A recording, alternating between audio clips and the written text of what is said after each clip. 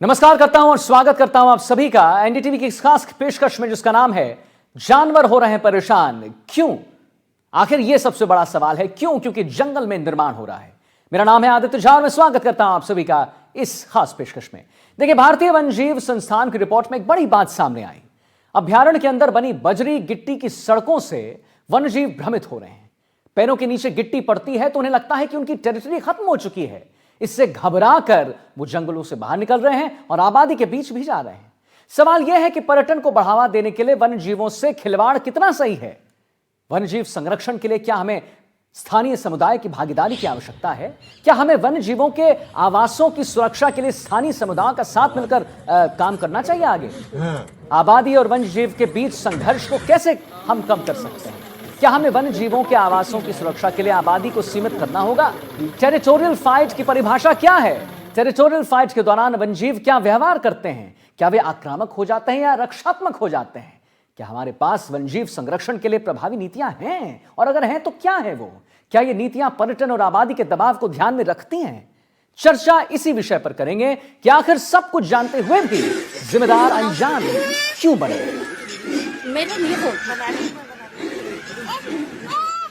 तस्वीर देख रहे हैं आप और तस्वीर के जरिए आप समझ ही पा रहे होंगे कि आज का विषय क्या है। अभ्यारण्य के अंदर बनी बजरी गिट्टी की सड़कों से वन्यजीव भ्रमित हो रहे हैं। पैरों के नीचे गिट्टी पड़ती है तो उन्हें लगता है कि उनकी टेरिटरी खत्म हो चुकी है। वे हमारी तरह नहीं हैं, वे एक एनिमल हैं। टाइगर जंगल में रहने वाले जानवर को ये क्या पता कि ये बजरी गिट्टी की सड़कें सिर्फ शहर में बन रही है, हमारे यहाँ नहीं बन रही। तो ये हमारा क्षेत्र ऑक्यूपाई कर लिया गया है होमो सैपियंस के द्वारा, ऐसा कुछ भी नहीं है। टाइगर जंगल में चलता है, हमारा रणथंभौर रॉकी टेरेन है।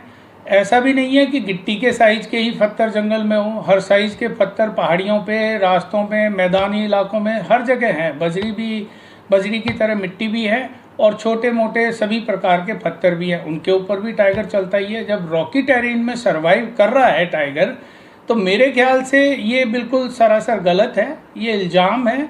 या तो उनको दोबारा रिसर्च करनी चाहिए, या उस रिसर्च को दोबारा पढ़ना चाहिए, या फिर दोबारा देखना चाहिए। ऐसे क्षेत्र जहाँ पर आवास कम हो रहे हों, वहाँ के टाइगर अगर बाहर निकलते हैं तो उसमें किसी बजरी गिट्टी की रोड को दोष देना ठीक नहीं है। रणथंभौर में अगर देखें तो पहले जो है मिट्टी के रास्ते ज़्यादा बनते थे, उसमें जो सफारी करते हैं उन लोगों के लिए आसानी होती थी पगमार्क देखना आदि। परंतु ये कहना कि उसके कारण बाघ जो है वो जंगलों से बाहर निकल रहे, ये अनुचित बात है, ये कतई सही नहीं है। हालांकि बाघ उन रास्तों का ज़्यादा उपयोग करते हैं जो रास्ते में मिट्टी बिछी रहती है, उन रास्तों में बाघ चलना पसंद करते हैं, क्योंकि बाघ के जो पाँव है वो सॉफ्ट पैडेड है, उसके जो अंदर जो गद्दी है, जो टोज़ है उनके, वो सॉफ्ट है। परंतु फिर भी जंगल में अनेक तरह के कंकरीले पथरीले रास्तों और जिन पे कटीले झाड़ झंकाड़ है, वहाँ भी बाघ आसानी से घूमते हैं और बहुत तेज़ गति से भाग करके वो अपना शिकार करते हैं। तो ये बात पूरी तरह से गलत है कि बाघ इसके कारण बाहर निकल रहे हैं। बाघ के बाहर निकलने के अनेक कारण हो सकते हैं, बाघों की बढ़ती संख्या, छोटा वन्य जीव क्षेत्र और साथ ही मानवीय गतिविधियों का बढ़ना, ये कई कारण हो सकते हैं, परंतु ये कहना अनुचित होगा। ये जो कंक्रीट के जो जंगल बन रहे हैं, इस जो सड़कें जो बनाई जा रही हैं, इससे क्या होता है, जो जानवर है वो भ्रमित हो जाता है कि वो सोचता है जो कच्चे में चलते चलते उनकी जो पैर की जो बनावट है वो गद्दी वाली बनावट है। वो जैसे ही डांबर की रोड पर आता है तो वो ये भूल जाता है, वो सोचता है मेरी टेरिटरी खत्म हो गई है, और उसके चक्कर में भटक जाता है। उससे वो शहरों को भी अपना जंगल का हिस्सा ही मानने लगा है, और उस चक्कर में जो वन्यजीव है उसमें से टेरिटोरी छोड़ करके शहरों की तरफ पलायन कर रहे हैं। वहीं दूसरी ओर शहर के जो लोग हैं, हमारी जो आबादी है वो वन भूमि में हमारे जंगलों के बीच में चली गई है, तो उनको अब अंतर, जो जंगली जानवर है उसको अंतर भूलने लगा है, उसकी जो बायोडाइवर्सिटी डिस्टर्ब होने लगी है। उसकी वजह से ये बहुत बड़ा खतरा है। इसका भी ये रिसर्च में भी अब तो साबित हो चुका है, सर्वे में भी साबित हो चुका है कि जो टेरिटोरी भूलने का कारण ही केवल और केवल जो है कंक्रीट। पहले पागल नहीं थे, पुराने जो हमारे नोटिफिकेशन है जिसमें साफ लिखा हुआ है वन्यजीव एक्ट, उसमें जंगल में, रिजर्व फॉरेस्ट में चिलिंग एंड किलिंग पे रोक है कि जंगल में आवाज, वानिकी में गैर वानिकी गतिविधियां इसीलिए बंद की हुई थी ताकि जंगली जानवर को अपनी नेचुरल वातावरण मिले, और नेचुरल वातावरण मिलने से वो बिल्कुल उसी तरह का अपने माहौल में रह करके अपने आप को सुरक्षित रखता है और जंगल को भी सुरक्षित करता है। और अब उल्टा हो रहा है कि वो अपने आप को असुरक्षित महसूस करते हुए हम लोगों को भी असुरक्षा महसूस करा रहा है। तो बजरी पत्थरों से बनी सड़कों से वन्यजीव भ्रमित हो रहे हैं। देखिए, वन्यजीव प्रेमियों का भी कहना है कि इस व्यवस्था पर ध्यान देने की आवश्यकता है, जिससे वन्यजीव ऐसा ना समझें कि उनकी टेरिटरी बिल्कुल खत्म हो चुकी है, विलुप्त हो चुकी है, और वो जंगलों से बाहर ना निकलें। इसी को लेकर हमारे साथ आज तमाम पैनलिस्ट जुड़े हुए हैं, गेस्ट जुड़े हुए हैं। उनका स्वागत करना चाहूंगा। सुनील शर्मा है, IFS रिटायर्ड ऑफिसर है, एक्स फील्ड डायरेक्टर है प्रोजेक्ट एंड टाइगर सर्विस का, और हमारे साथ मानू सिंह जी हैं, एनवायरमेंटलिस्ट हैं। मैं आपका बहुत स्वागत करता हूं मानू जी। रघुवीर सिंह जी हैं, रघुवीर सिंह शेखावत हैं, एडिशनल PCCF, स्वागत करता हूं रघुवीर जी आपका। और हम आपको बता दें हमारे साथ फील्ड संजय कौशिक जी जुड़े हुए हैं, टूरिज्म एक्सपर्ट हैं। मानू जी, मैं पहले आपके पास चलना चाहूंगा और जरा जानना चाहूंगा कि पर्यटन और वन्य जीव संरक्षण के बीच संतुलन कैसे बनाया जा सकता है। क्या हमें पर्यटन को बढ़ावा देने के लिए वन्य जीवों को उनकी सुरक्षा को खतरे में डालना सही है क्या मानू जी, और अगर नहीं तो इसका रेमेडी क्या है? पहले तो आपका बहुत धन्यवाद कि शो की जो आपने शुरुआत की बहुत अच्छे से करी और जो बिल्कुल प्रॉब्लम स्टेटमेंट है उसको सीधा सामने रख दिया। अब आपके सवाल पे आते हैं। जो भी नेशनल पार्क है वहां पर पर्यटन क्यों है? वहां पर पर्यटन इसलिए है क्योंकि वहां पर वन्य जीव है। यानी जो पर्यटन का मॉडल है वो किसके इर्द गिर्द पिवट कर रहा है? वो पिवट कर रहा है जानवर के इर्द गिर्द। तो अगर हमने जो जीव है उसी का ध्यान नहीं रखा तो आने वाले समय में पर्यटन कहां जाएगा? बहुत सही बात, सोचनीय बात। अब दूसरी बात, क्या ये जो भारतीय संस्कृति के हिसाब से अगर मैं चाहूं, क्या ये पूरी जो वसुंधरा है ये सिर्फ मानवों के उपयोग के लिए बनी है, या ये पूरी वसुंधरा पे अधिकार उन जीवों का भी है जिनके साथ हम इसे साझा कर रहे हैं? ये इसे ही कहता हूं मैं एंथ्रोपोजेनिक ईगो।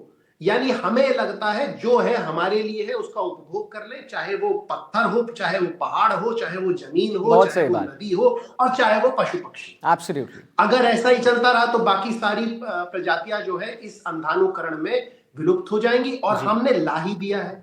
90% प्रजातियां अपने लिए संघर्ष करने के लिए बाधित हैं इस समय। तो हम क्या चाहते हैं कि कुछ समय में जैसे जुरासिक पार्क बनती थी वैसे कॉर्बेट पार्क एक पिक्चर दिखाया अपने बच्चों को, देखो शेर हुआ करते थे। अब मैंने पहले भी आपके वीडियोस देखे, उसमें मुझे ये बात समझ में ही नहीं आती है कि ये बात तो कॉर्बेट ने कह दी थी। आज की बात नहीं है कि सड़कों से इनका जीवन प्रभावित होता है। जब ह्यूमन एनिमल कॉन्फ्लिक्ट की बात कॉर्बेट से कही गई थी और उनका इंटरव्यू पढ़ा जाए 1939 का या 1940 का, तो वो साफ साफ बताते हैं कि क्यों कुमाऊं और गढ़वाल में ही जो है वहां आदमखोर बाघ और आदमखोर तेंदुए हैं। उनमें जो कारण दिए गए हैं उसमें एक कारण ये भी है कि ब्रिटिश सरकार तेजी से इन्हीं इलाकों में सड़क का निर्माण कर रही थी, रेल का निर्माण। बहुत बड़ी बात। नहीं, मानू जी के ही पॉइंट को आगे रखते हुए जरा मैं सुनील जी आपके पास चलना चाहूंगा। आप एक IFS इंडियन फॉरेस्ट सर्विस के रिटायर्ड ऑफिसर भी हैं। एक बात बताइए, क्या पर्यटन को बढ़ावा देने के लिए अभ्यारण्यों में वन्य जीवों के साथ जो खिलवाड़ होता है वो उचित है क्या? क्या यह वन्य जीवों के लिए खतरनाक नहीं है? शर्मा जी, देखिए, ये तो बात ऑब्वियस है। अपन ने पहले भी कई बार डिबेट की है। पर्यटन को आप रूल आउट नहीं कर सकते। पर्यटन का अपना एक बहुत विशेष महत्व है। इसका एक एजुकेशनल महत्व भी है। इसके थ्रू लोगों को जानकारी मिलती है, एक हेल्दी रिक्रिएशन है, और अपना जो एक्ट है उसमें भी प्रोविजन किया हुआ है पर्यटन के लिए। हम इसमें एक स्पेस रखते हैं। सुप्रीम कोर्ट ने भी guideline the, 20% area of the core can be given for this thing. वो ठीक है, लेकिन बात वही है कि आप बैलेंस करना है। मनु जी ने बहुत अच्छा कहा, भाई बैलेंस तो करेंगे ना। आपको बैलेंस नहीं करेंगे, सारा एक ही इस्तेमाल कर जाएगा, एक ही पार्टी, तो कैसे होगा? और अगर इतना ओवर एक्सप्लॉइटेशन हो गया तो वो बचा ही नहीं तो क्या होगा? इसलिए टूरिज्म को इसके साथ में इकोलॉजी के साथ में, इसीलिए कहते हैं इको फ्रेंडली टूरिज्म होना चाहिए। हम्म। अब वो मूल प्रश्न पे मैं ज्यादा बात करना चाहूंगा, क्योंकि आज का विषय मैं समझ रहा था थोड़ा हटके रखा है आपने, जी। साइंटिफिक टेस्ट के साथ में रखा है कि जो रोड्स का जो कंस्ट्रक्शन हो रहा है उसका कितना प्रभाव है। बिल्कुल। इनफैक्ट क्या 2019 में एक wild life institute of India ने हबीब बिलाल साहब के, वो उसमें चीफ एनालिस्ट थे, उनके सुपरविजन में एक सक्सेना जी ने रिसर्च की थी कि खास तौर से उसमें 3 एरियाज लिए थे। आसाम का एरिया लिया, काजीरंगा का एरिया लिया, नागर होले का एरिया लिया और एमपी के कुछ एरियाज को लिए थे। और उन्होंने कहा कि ये रोड का जो कंस्ट्रक्शन हो रहा है उसका कितना प्रभाव पड़ता है जी। तो ऑब्वियसली ये तो बात बहुत साफ सी है। अब ये आ रहा है क्योंकि ये वो रिसर्च को डिस्कशन में है, इसलिए टाइम्स ऑफ इंडिया में आया। आई थिंक आपने भी वहां से लिया, तो एक बड़ा रेलेवेंट टॉपिक है। मुद्दे की बात फिर वही की वही है कि डेवलपमेंट वर्सेस इकोसिस्टम। बिल्कुल बिल्कुल। नहीं, आपने एक बहुत इंपॉर्टेंट बात कही है सुनील जी, आपने बहुत इंपॉर्टेंट बात कही कि डेवलपमेंट वर्सेस इकोसिस्टम, और आपने एक हाईलाइटिंग पॉइंट कही, बैलेंस। इसी को मैं इसी प्रश्न को रखते हुए रघुवीर जी आपके पास आना चाहूंगा।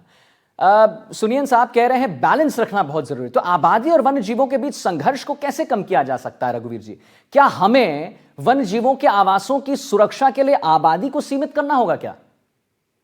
सुनैन जी, जो मेरे बड़े भ्राता हैं, उन्होंने बहुत ही अच्छी तरह से बताया। मैं समझता हूं कि जो वन क्षेत्र हैं उसमें अधिक से अधिक जो वनपथ, जिसको कच्चे रास्ते होते हैं, उनको मेंटेन करना चाहिए, उसी रूप में रखना चाहिए। क्योंकि जानवर हमेशा जो है, चाहे वो हर्बीवोर्स हो चाहे कार्निवोर्स हो, वो या तो पगडंडियों को यूज करते हैं या वन पथों को यूज करते हैं। और ये वन पथ जो है, वन पथ का मतलब है नीचे से चाहे आप गिट्टी डालो, कुछ भी डालो, लेकिन ऊपर एक मिट्टी की परत होनी चाहिए, जहां ताकि जानवर जो है, ये सॉफ्ट पैडेड होते हैं, विशेष तौर पे कार्निवोर्स, वो ताकि आराम से वॉक कर सके। इसका एक भी फायदा होता है कि इससे आप जानवरों की मॉनिटरिंग भी कर सकते हैं पूरे टाइगर रिजर्व में या सैंक्चुरी में या नेशनल पार्क में। जब तक मैं चाहे रणथंभौर रहा चाहे दूसरे पार्क में रहा, हमने ये कोशिश की है कि सभी रास्ते जो हैं वो कच्चे वनपथ होने चाहिए।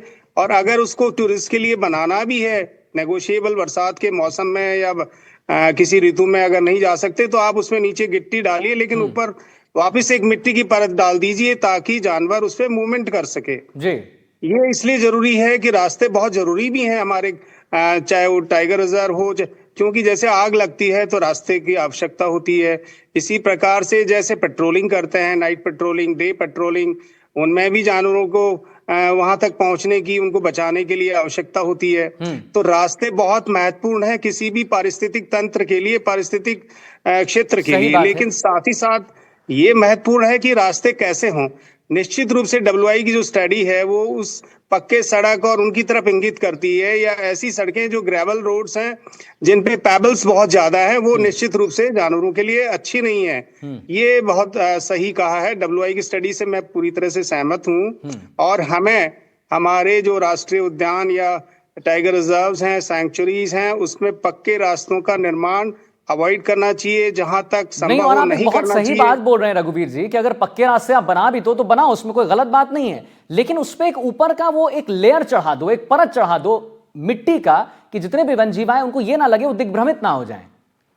ये देखिए कि जब मैं टेन्योर सरिस्का में फील्ड डायरेक्टर था, हमने सरिस्का के अंदर जो पांडुपोल का रोड था, 21 किलोमीटर सरिस्का से पांडुपोल और काली घाटी से टहला, उसके ऊपर हमने मिट्टी बिछवाई थी बाकायदा। अच्छा। ताकि जानवरों का भी आवागमन हो, टूरिस्ट भी जा सके और सभी मौसम में जा सकता है।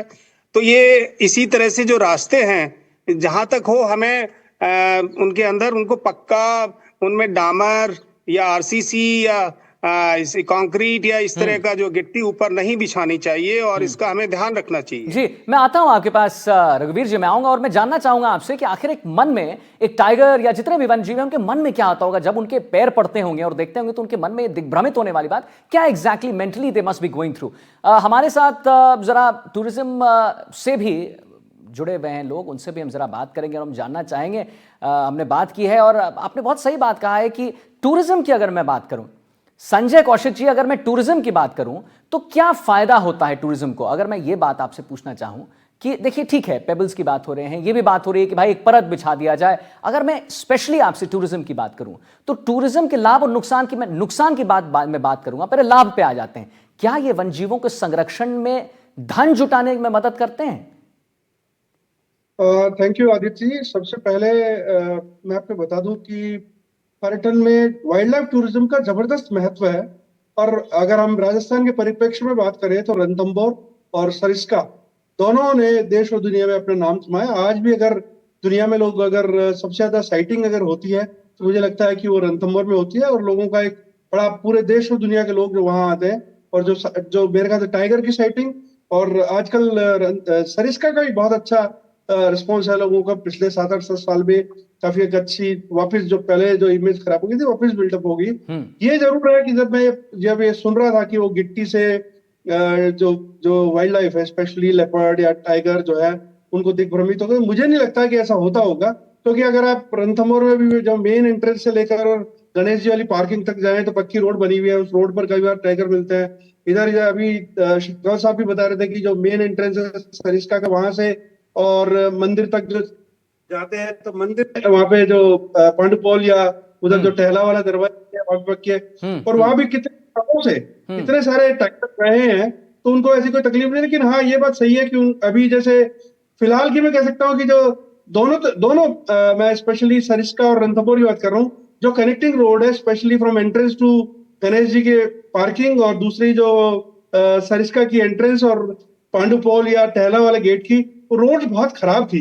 मतलब अभी थोड़ी देर पहले मैं गया था, तो मुझे लगता है उनकी जो रख रखाव अच्छी थी, और मिट्टी जैसा जो सभी विशेषज्ञ बता रहे हैं, उनको मिट्टी से कवर करते हैं, जिससे कि जो वाइल्ड लाइफ, जो स्पेशली जो टाइगर है, उनको जो इधर से उधर होने में तकलीफ नहीं हो। और जो लोग जब ये बाहर आ रहे हैं, स्पेशली जैसे जयपुर का उदाहरण देते हैं, झालाना में, क्योंकि उनका एरिया ही इतना छोटा है कि वो इतने सारे लेपर्ड की बढ़ती तादाद है, उनको अपना एरिया चाहिए, उसकी वजह से वो कॉलोनी में MNIT में जा रहे हैं, कभी किसी रोड पे जा रहे हैं। उसके पीछे वो भी एक बहुत बड़ा कारण मुझे लगता है, मानता हूँ। जी, रघुवीर जी, मेरे मन में एक सवाल आ रहा है आपके लिए, जो सर बता रहे हैं उसी से।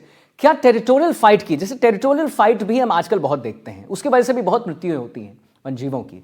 टेरिटोरियल फाइट के दौरान वनजीव अपने क्षेत्र की रक्षा करते हैं या फिर अपने क्षेत्र को बनाए रखने के लिए लड़ते हैं? ये एक सवाल जो है, मुझे लगता है कि तमाम दर्शकों के मन में होगा। क्या हमें वनजीवों को क्षेत्रों को अलग रख देना चाहिए? क्या इसका रेमेडी ये है? क्या हम ये कर सकते हैं? जी देखिए, ऐसा है कि कार्निवोर्स विशेष तौर पे टाइगर में एक ऐसा है, जैसा पूरा का पूरा क्षेत्र होता है, उसमें मेल्स की अलग टेरिटरीज होती है। एक मेल दूसरे मेल को अकोमोडेट नहीं करता, और जैसे जैसे वो बड़ा होता है या जैसे जैसे उसकी स्ट्रेंथ गेन करता है, अकॉर्डिंगली वो टेरिटरी एक अच्छे स्थान पे ग्रहण करने की कोशिश करता है। तो ये जो प्रोसेस है, मेल्स की टाइगर टेरिटरीज होती है, संघर्ष होता है और वो अपने आप में अकोमोडेट करते हैं। नहीं, मतलब रघुवीर जी, आप कह रहे हैं कि अगर एक टाइगर है जिसका ये पर्टिकुलर क्षेत्र है, अब अगर उससे ये क्षेत्र नहीं अच्छा लगा और उसे लगे कि नहीं हम सेक्शन बी में चले जाएं, एक अच्छा जगह, तो वो उस क्षेत्र को छोड़ के आप वहां पर लड़ने जाएगा? जी, वो अपने आसपास जो है बेटर प्लेस तलाश करता है जहां पे फीमेल्स हों। इसी प्रकार के एक टाइगरेस जो है वो दूसरे टाइगरेस को अकोमोडेट नहीं करती है, और जो यंग अपकमिंग टाइगरेसेस है वो अपनी अपनी टेरिटरीज अकॉर्डिंगली तलाश करती हैं, और उनका एक मोज़ेक ऑफ एक लेयर फीमेल टाइगर्स का हो गया, एक मेल टाइगर्स का हो गया। एक मेल टाइगर में 2-3 फीमेल्स भी हो सकती हैं, और अकॉर्डिंगली जो है वो अपने आप को एडजस्ट करते हैं। ठीक है, मनु जी आपके पास आते हैं, आप एनवायरमेंटलिस्ट रहे हैं। एक बात बताइए, हम यहां पर बहुत सी चीजें बात कर रहे हैं, दिग्भ्रमित होने की बात कर रहे हैं वन्यजीवों की। क्या हमारे पास वन्यजीव संरक्षण के लिए प्रभावी नीतियां हैं क्या मनु जी? क्या ये नीतियां पर्यटन और आबादी के दबाव को ध्यान में रखती है? देखिए, एक तो नीतियों का ओवरहॉलिंग बहुत आवश्यक है, और नीतियों के साथ साथ सामाजिक चेतना बहुत आवश्यक है। जब तक सामाजिक चेतना और राजनीतिक इच्छा शक्ति नहीं होगी, तब तक कोई भी आपको नहीं दिखेगा कि जमीन पर काम हुआ है। सरिस्का की हमने कई बार, आदरणीय सुनैन जी भी रहे हैं हमारे साथ शोज में, कई बार हमने चर्चा करी है। 64 से 64 वाइल्ड लाइफ कैमरास फेल चल रहे थे जी। अब रोड की बात मैं करूं तो जो समस्या होती है कि वो सिर्फ गिट्टी की सड़क पे पैर रखने की नहीं होती। समस्या, कोई भी प्रेडेटर होता है ना, उसके साथ एक समस्या होती है जिसे हम बोलते हैं predator familiarity instinct. Predator familiarity instinct, जी क्या है ये? हाँ, यानी जब वो एक इलाके को समझ जाता है, एक इलाके का मतलब सिर्फ क्षेत्रफल से नहीं होता, क्योंकि टाइगर का 80 से 100 स्क्वायर किलोमीटर का, लेपर्ड का 60 से 80 स्क्वायर किलोमीटर का बड़ा मेल की बात मैं कर रहा हूं, क्षेत्रफल होता है। लेकिन अगर एक तरह के पेड़ होते हैं, एक तरह के जैसे पत्थर होते हैं, इसमें सड़कों का योगदान पहले, और ये बात आज की नहीं, बहुत पुरानी है, अफ्रीका में तो ये लागू भी करी है कई देशों में। अब अगर वैसी ही सड़कें जैसी अभयारण्य के बाहर हैं अंदर बनने लगेंगी, तो जो प्रीडेटर्स हैं, खासकर लेपर्ड, टाइगर एंड मैं इसमें एक हर्बीवोर जो पैकिडर्म है, हमारे हाथी की भी बात करूंगा, अगर वो फेमिलियराइज हो जाएंगे कि इन सड़कों पे आवागमन उनके लिए ठीक है, तो वो बाहर निकलना शुरू कर देते हैं।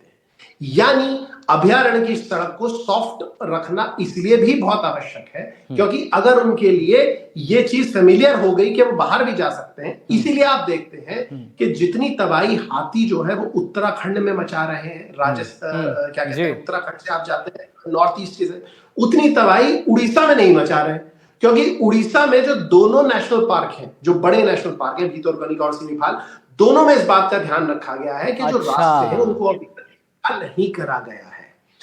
और कॉर्बेट में अच्छा रास्ता पक्का भी हो जाए तो स्पीड लिमिट जो नियम बना हुआ है, आप आज ही सरिस्का चले जाइए, होता क्या है, जहां साइटिंग हुई फोन पे फोन हुआ और सारे कैंटर्स और सारी जो जिप्सियां हैं वो 60 से 80, अभी तो गिर भी गई थी एक घटना अभी रिसेंटली हुई थी, जब सरिस्का में ठोकर खा के गिर गई थी और टूरिस्ट की जान पे बनाई थी।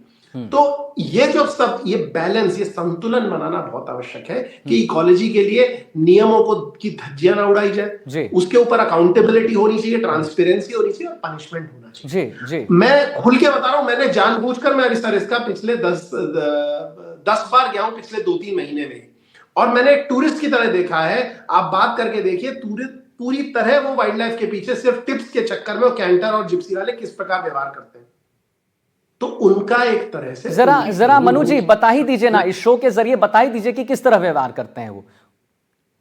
मैं बता रहा हूं कि जैसे ही साइटिंग होती है, आजकल मोबाइल फोन का जमाना है, वो बता देंगे और फिर सारे कैंटर, सारी जिप्सियां होड़ में लग जाएंगी कि सबसे पहले कौन पहुंचे और टिप हासिल करे। उसमें क्या होगा, जानवर भी फेमिलियराइज हो जाएंगे सबसे पहले, वो जो बाहर का ट्रैफिक है वो उनके लिए एक डेटरेंट होता था पहले। अच्छा। अब क्या है, उनको यहां आदत पड़ गई क्योंकि सेम स्पीड में गाड़ियां चल रही हैं, वो बाहर आने लगेंगे। दूसरा, हताहत, इंसान भी हताहत होगा, जानवर भी हताहत होगा। आप जब तेज उस पथ पे गाड़ी चलाएंगे तो आसपास की वेजिटेशन मतलब बिल्कुल आहत होगी, बिल्कुल आहत होगी, नकारात्मक नहीं। बिल्कुल आपके पॉइंट को लेकर, मनु जी आपके पॉइंट को लेकर जरा मैं सुविनन जी से बात करना चाहूंगा। शर्मा साहब एक बात बताइए, आबादी के बीच वन जीवों के आने की समस्या को हल करने के लिए, रेमी जी की अगर बात करें तो वन जीव संरक्षण के लिए क्या हमें स्थानीय समुदायों की भागीदारी की आवश्यकता है? क्या मेरा प्रश्न है कि क्या वन जीवों के आवासों की सुरक्षा के लिए स्थानीय समुदायों के साथ मिलकर हम काम कर सकते हैं?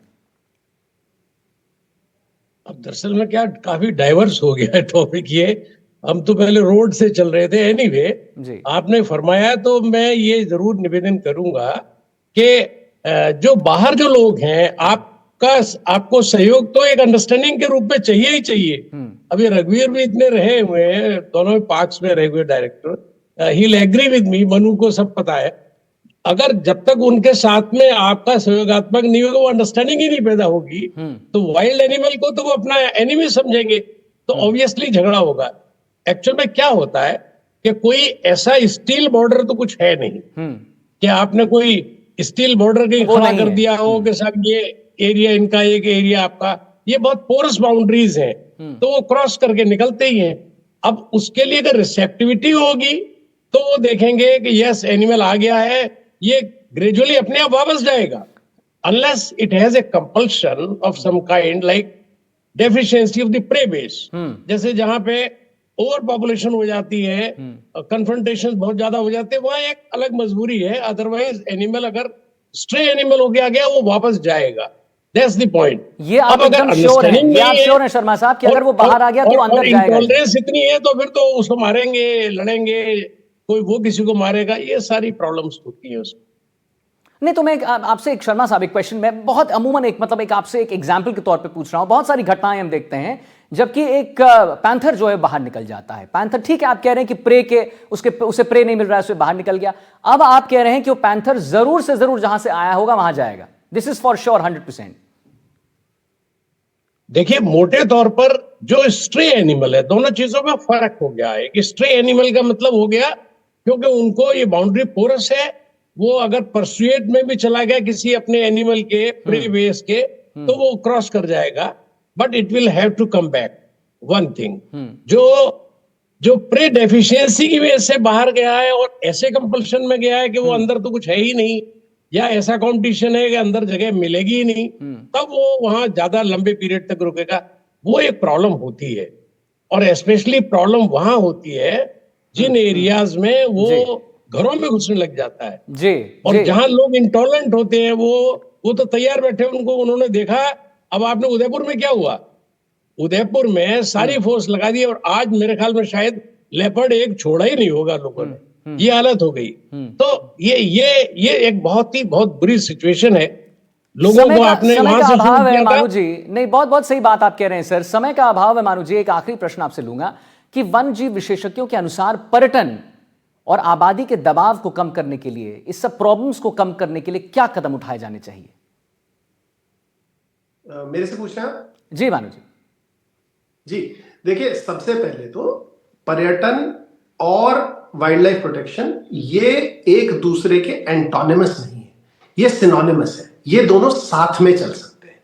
हमारे पास जैसा हमारे जो पर्यटन विशेषज्ञ हैं उन्होंने बताया भी था कि हमारे पास संजय जी ने कि हमारे पास जो है वो रणथंभौर जैसी साइट है जहां वर्ल्ड में सबसे अच्छा साइटिंग का रेट है ना। तो इसको एक दूसरे का हमें पूरक बनाना पड़ेगा। इसके लिए गिट्टी की सड़कें और ये सब बहुत बाद का विषय, ये सब बहुत बात।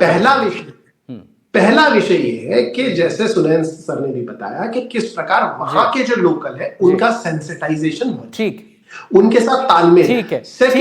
हमारे पास ज्यादा समय का अभाव है मनु जी। बहुत धन्यवाद करेंगे आप सभी का। सुनैन शर्मा जी हमारे साथ जुड़े, हमारे साथ मनु सिंह जी जुड़े, रघुवीर जी जुड़े और हमारे साथ संजय कौशिक जी जुड़े। बहुत धन्यवाद करेंगे। और बहुत चीज़ों को मुझे लगता है हमारे दर्शकों ने जो इस शो को देखा, समझा और समझने की कोशिश की कि आखिर जानवर क्यों परेशान हो रहे हैं, और अगर परेशान हो रहे हैं तो उससे निकलने का, उसका निराकरण, रेमेडी क्या है। एक छोटा सा ब्रेक लेते हैं, जल्द हाजिर होते हैं। कहीं नहीं जाइए, देखते रहिए एनडीटीवी राजस्थान। नमस्कार।